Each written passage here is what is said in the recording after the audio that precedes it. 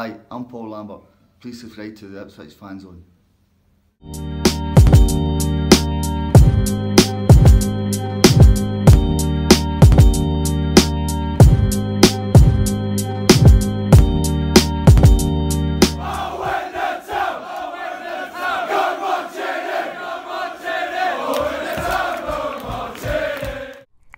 Welcome back, guys. So yeah, lovely weather today, so I thought I'd get back out in the sun.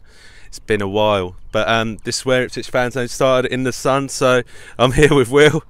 Will, mate, yesterday, what do you make of Wigan 1, Ipswich 1? Well, you know, it's a hard game to hard game to say, really, because, you know, we were I'd say, like, looking at stat stuff, we were on top until Knudsen got sent off. Yeah. You know, and then there's debate, like, was he actually last man? Because I think it was Chambers, you could say, was coming across to cover, but whether he'd have got there, you know, we'll never know. So if we start at the start then, yeah, and we go from, you know, not when did Knudsen get sent off? Was it first 25th or something like that? Yeah, first 20 minutes.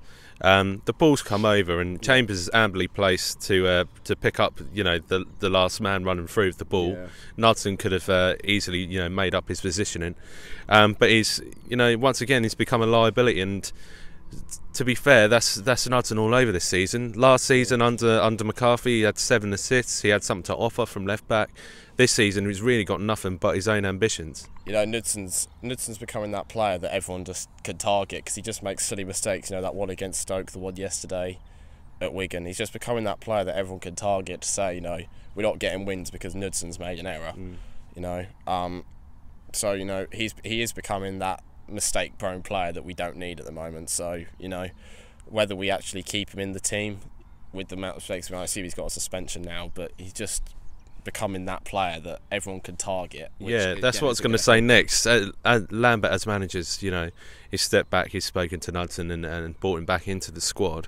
Do you think it's Lambert's, you know, it's in Lambert's best interest to probably say, look, I can't keep you in my squad anymore because you're costing us points? I think if it had just been the Stoke game, I would have probably said no, but the fact he's now done it for 2 consecutive games and cost us in one way or another, you know, because basically scoring the own goal and then sending us down to 10 men where we're on the back foot for the entire game, effectively. Yeah, I think that's definitely something that's got to be considered now because, you know, although, you know, the chances of us staying up anyway are very, very slim. Yeah. You know, we can't have someone who's going to be a liability week in, week out doesn't seem to have that kind of composure at the back that we need with a team that's that's just been leaking goals for fun. Yeah. So can you really pick out any other player that's really done us wrong in the last 3 games? Is there anyone that jumps, you know, springs to mind that has been worse than Knudsen on the pitch? No, I can't. I think since Bart's come back in when Lambert dropped Gherkin, I think we've seen, you know, Bart be more like the Bart we had last season, making better saves. You know, he's more alert, more alive to danger, getting his hands on things. I think Chambers has, you know, he's on and off. Obviously, you know, everyone's kind of got their own opinions of Chambers, but I think he's doing okay. You know, he's not been our worst player, but, you know, no one's going to say he's been spectacular. No. I don't think anyone can say the midfield's really doing anything wrong. I think the midfield is the one place where we probably don't need to improve. Yeah. You know, I think, and then obviously, you know, the attack, you know, we're scoring, for the last couple, we've scored 1 a game, you know. Yeah. We could have had, you know, 1 or 2 a game at least in the recent games, so. Let's fast forward to the actual goal yesterday then. And arguably a penalty in many people's eyes, but Quaynor went down quite easily for a man of his stature. Yeah. Keane stepped up and took the penalty. Now, Will Keane's, you know, he's put it away. And Will Keane's actually matched his goal scoring tally for any club in his whole career with Ipswich already. Yeah. In 8 games. Will Keane is at a point in his career where he could potentially stay at Ipswich. Yep. As a player, if you want to play football, you may opt to want to, you know, play for a team that's, you know, going to give you football, or you may want to stay in a division. Now, say if we were to go down, could you see Will Keane signing permanently? Yeah, I could. I think the fact he said himself, you know, he's open to a contract here. You know, his contract's up at Hull at the end of the season, and he said himself he'd be staying here would be an option he'd consider. And I think in League One, You know, he'd be a really nice player to have because he's big, he's strong, and he clearly can score goals. You know, he scored like 3 and 8. You know, that's one nearly every other game. That's a pretty good record. So he's clearly got goals in him. It's just how you find them. Like, he's not the best with his feet. He's not the best at running with the ball. But I remember watching an episode of Match of the Day. It was about, they were talking about Glenn Murray, and they called him a contact striker. Yeah. Not particularly fast, not particularly good with the ball, but he plays off. He just bounces off the defenders. He gets in the way, makes himself big, and then pops up. You know, that corner from Stoke to salvage the point. That penalty that he put away. You know, he's got the composure to do things like that, like Glenn Murray. So I kind of see him as that, someone who can just make himself a nuisance in the box, and just come up with a goal like every 2-3 games. Well, many would compare him to the likes of Daryl Murphy, who came into Ipswich with that. You know, he'd only scored 9 goals in his career before he came to Ipswich, and let's just remember that Daryl Murphy scored 63 goals for Ipswich Town over numerous spells. I think it was 2 or 3 loan spells before a permanent move. I do see, you know, some kind of likeness in Will Keane to those strikers, and another one that pops to mind is Alan Lee. Alan Lee wasn't very prolific when he came to Ipswich Town, but as soon as you get in a team where you're loved and you can get that support, you do actually start firing. And I think, you know, he's already got that free. Now he's going to build on that. Yeah. But let's take it back to yesterday. He went off with a hamstring injury. You know, if you've had one before, you know how painful that can be.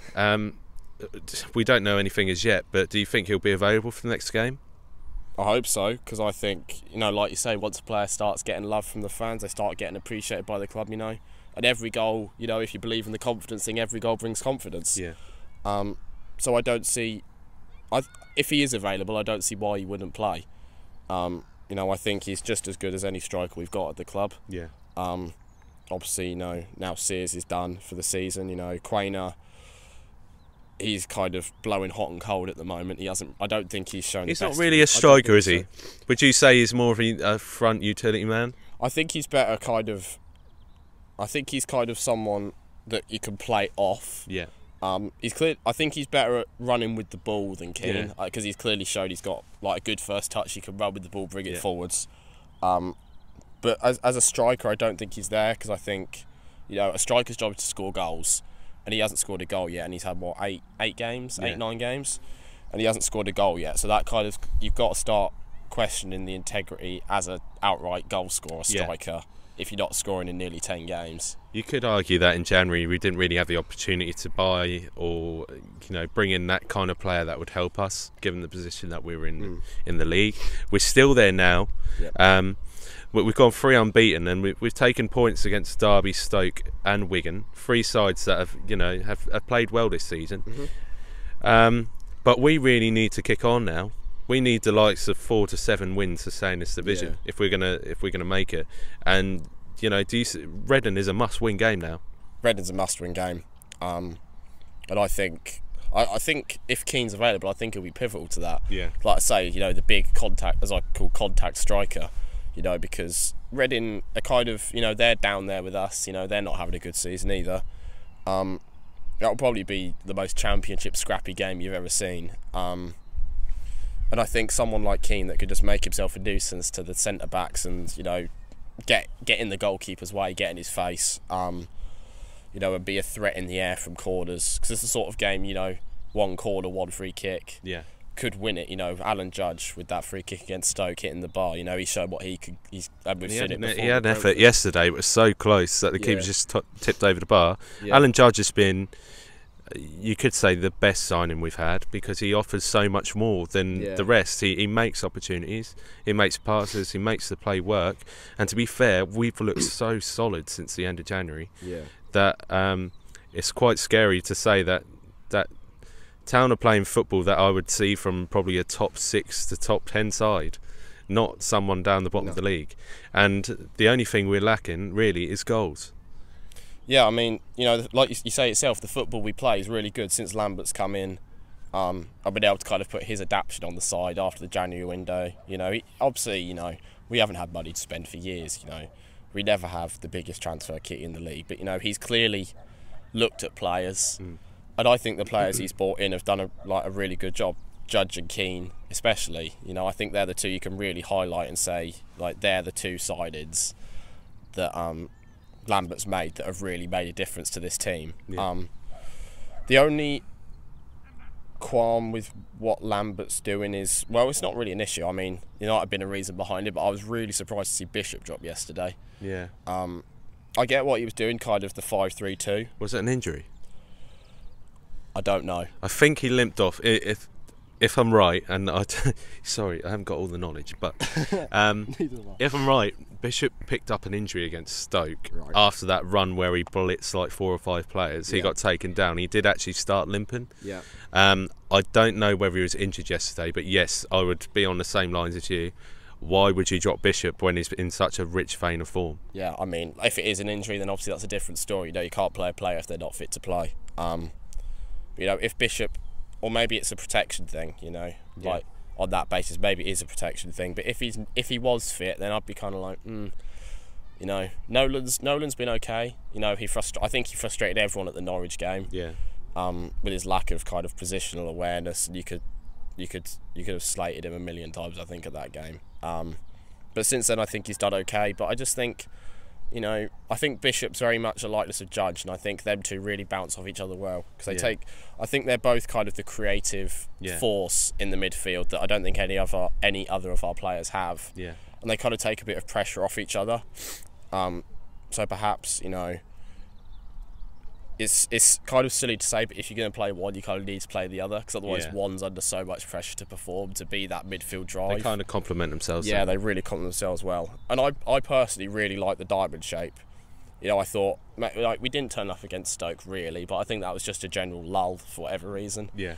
But I think that Derby game showed the potential of that diamond shape with the 2 attacking, 2 defensive-minded midfielders. You could really, like, you know, I think that had a really strong balance, and they really struggled to get into that game. So I think there's a lot of players that either Lambert's bought in on short-term deals or are youth players, like Bishop, for example, who's, you know, say he's a youth player, he's kind of in that point where he's got to get into the first team now.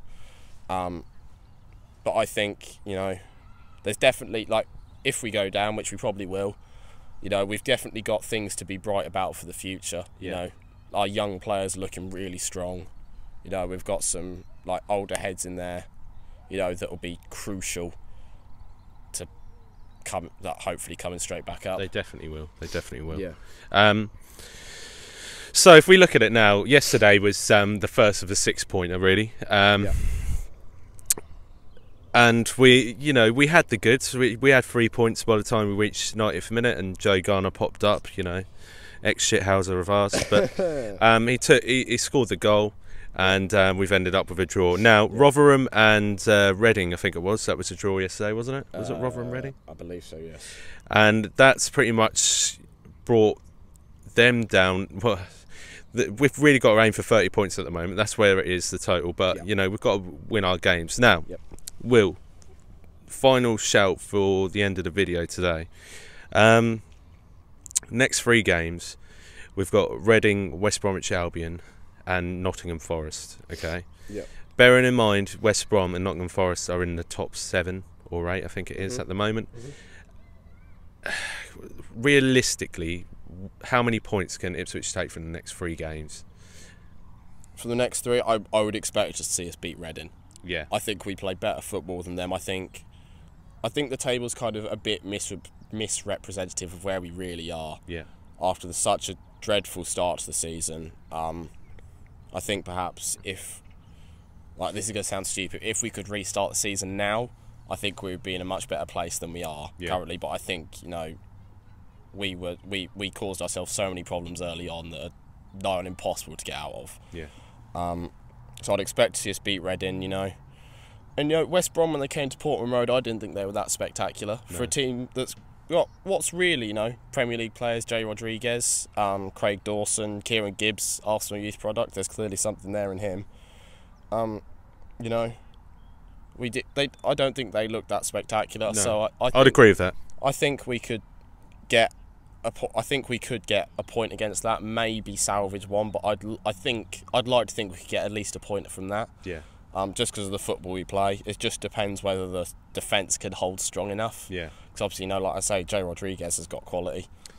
Would you agree at this point in the season that it's more about the performance than it is about staying up now? Yeah, absolutely. I think the fans now, a lot of them have accepted we're in a pretty impossible position to stay up. And I think a lot of us just want to see some good football, really. Something we can, like, even if we do, you know, lose by 1 goal, we can go and say, yes, we played really well. Yeah. You know, and we've got a potential for next season. Yeah. To be, you know, what I think, from the little I know about League One, what would be one of the best teams in that league, because you know, it's the third tier of English football. Like I say, I don't know much about it, but you know, you've got to assume it's just going to be a downgrade in play based on the fact it's a league down. Yeah. And I think the football we play is championship quality, the way we pass it about. So I can't see why, if we can keep the structure we've got now, and things can kind of stay relatively stable. Obviously, you know, getting relegated, you lose a hell of a lot of money. Your TV revenue plummets. So you've always got the financial issues, which you know, this club's already well in the depths of. But you know, I don't see why, if we can keep kind of the same sort of base that we got now, yes, there are probably going to be players that want to leave because they think they're better than League One, and you know, if they want to leave, they've got to go. And that's kind of harping back to Knudsen. I think, you know, I think he's got to go personally. Yeah. When he came back into the lineup against Norwich, I was like, really? You know, after what he did in January, and then he bring him back into the biggest game of our season, I thought that was a bit, I didn't really like that decision. It's suspect, to be fair, and I think that does happen quite a lot in football nowadays. Anyway, Will, thanks, mate, for all your thoughts on the games coming up, and obviously yesterday. But until Reading next Saturday, come on, you Blues.